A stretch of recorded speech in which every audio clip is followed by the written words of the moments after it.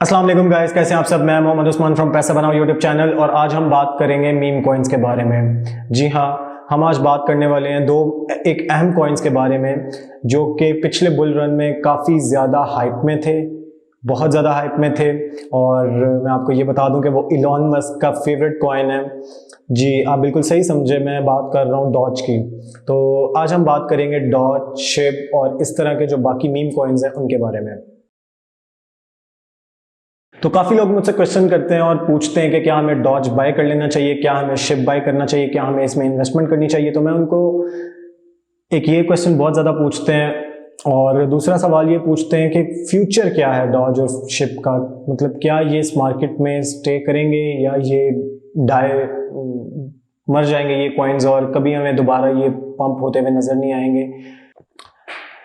तो इनका क्या फ्यूचर है, ये जो शिप और डॉज इनका फ्यूचर क्या है। तो मैं सिर्फ ये कहूँगा कि सबसे बड़ा जो इनका मसला है वो ये है कि इनकी सप्लाई बहुत ज़्यादा है एक्सचेंजेस पर, और वैसे भी इनके जो टोकन की सप्लाई है वो बहुत ज़्यादा है। तो मसला क्या है मीम कॉइन्स का, और जैसे शिप है, डॉज है, इनका मसला क्या है।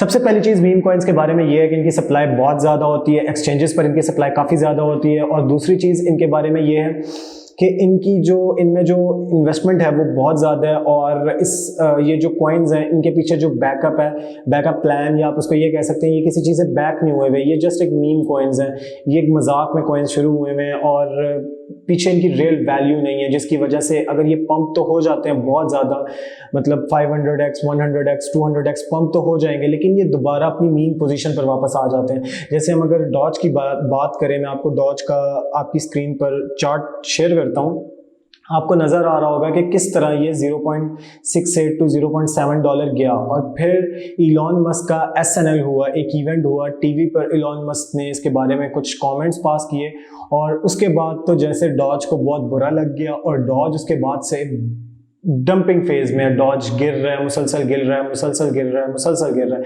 और रुकने का नाम ही नहीं ले रहा डॉज। तो ये बहुत गंदी चीज़ होती है कि किसी एक इन्फ्लुएंसर की वजह से, किसी एक इन्फ्लुएंसर की एक बात की वजह से कॉइन पंप हो जाए और बहुत ज़्यादा डंप हो जाए। तो वो इन्फ्लुएंसर जो है वो मैनिपुलेशन भी कर सकता है। आप सब जानते हैं कि Elon Musk is the master of manipulation. वो किस तरह मैनिपुलेट करते हैं और उन्होंने किस तरह डॉज को पंप किया पहले और फिर टॉप पर जाकर डंप किया और लोगों को एक बत्ती के पीछे लगाया और उनको कहा कि जी $1 is coming, $1 is coming, $1 is coming. और पूरी दुनिया के हर बंदे ने, हर रिटेल ट्रेडर जो है, बल्कि वो रिटेल ट्रेडर भी नहीं है, हर बंदा जिसको क्रिप्टो की हाउ नो भी नहीं है, उसने भी डॉज को बाय किया। $10, $20, $30, $40, जितने भी डॉलर हो उसने बाय ज़रूर किया, क्योंकि यही था कि यार डॉज को $1 जाएगा, डॉज $1 जाएगा और हर एक को ये था कि यार I should make money, I should make money. और कई लोगों ने अब तक होल्ड किया हुआ है और वो $1 के सपने देख रहे हैं। वेल, शायद आपके सपने सच हो जाएं, लेकिन ऐसा पॉसिबल होता हुआ नज़र नहीं आ रहा, क्योंकि इसकी सप्लाई बहुत ज़्यादा है। जब किसी कॉइन की बहुत ज़्यादा सप्लाई होती है तो डिमांड उससे कहीं ज़्यादा होनी चाहिए। मतलब पूरी दुनिया अगर अपने सब पैसों की शायद डॉज खरीदे या कुछ इस तरह का करे तो शायद फिर $1 एंड अबव जा सकता है ये, लेकिन इस वक्त काफ़ी मुश्किल लग रहा है।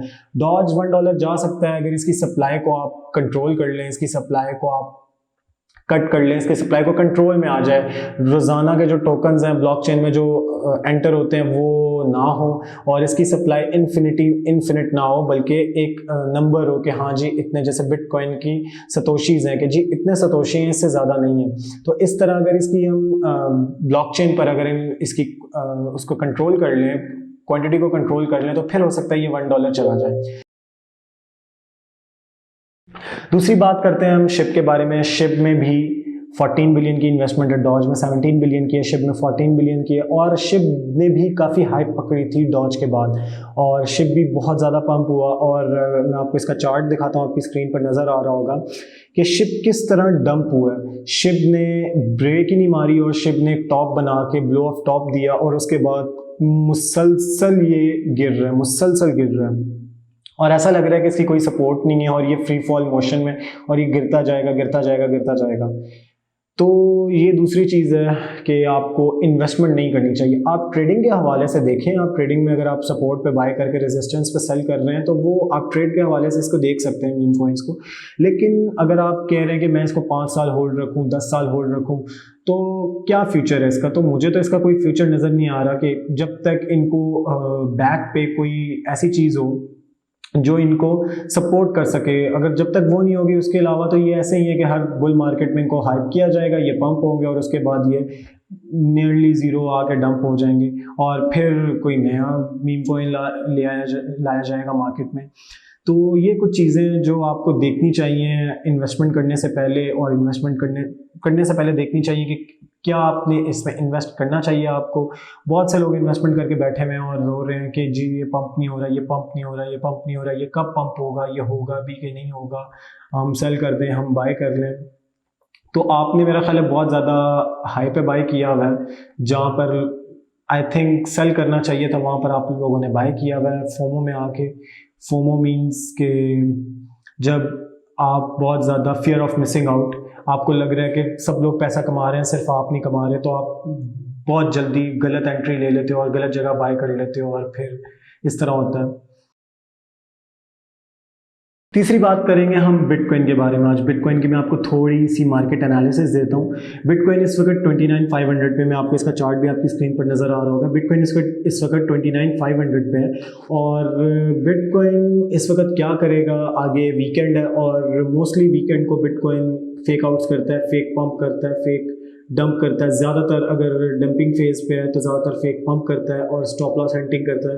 तो आई थिंक कल और परसों भी बिटकॉइन ऐसे ही करेगा क्योंकि सैटरडे संडे है और बिटकॉइन शायद ऐसा ही करे। चौथी हम बात करते हैं बीएनबी के बारे में। बीएनबी ने जी 4 आवर जो टाइम फ्रेम है उसमें बीएनबी ने अपना जो $300 का एक सपोर्ट थी उसको ब्रेक किया है और इस वक्त इट्स नॉट लुकिंग गुड और उम्मीद है कि बीएनबी 260 to 270 और $240 तक जा सकता है ये। तो अगर आप इसको बाय करने का सोच रहे हैं तो उन पॉइंट्स पे आप इनको बाय कर सकते हैं लॉन्ग टर्म के लिए। बस आज के लिए इतना ही, कल फिर नई वीडियो के साथ हाजिर होंगे। अल्लाह हाफिज़।